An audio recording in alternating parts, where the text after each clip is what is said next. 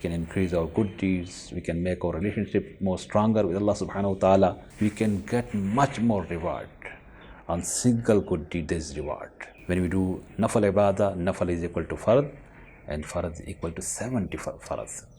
When we do just one fard, in other minds is like we do 70 times fards. So the rewards are multiplied.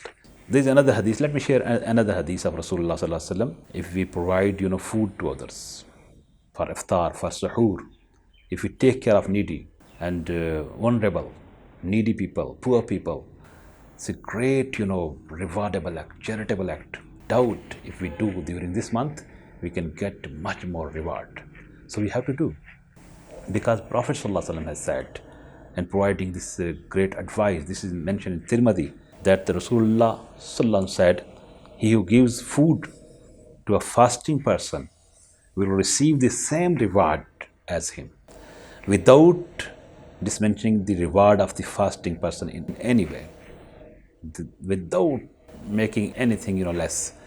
So fasting cultivates compassion and empathy, particularly towards those who live in poverty, the people, they are needy, poor, and struggle with access to food and resources. So there is message when we abstain from food, from desire. There is a message that we understand the people, they are in need, and we find them, and we should reach out those people and try to help them. So there is a great message in this hadith of Rasulullah sallallahu alaihi wasallam.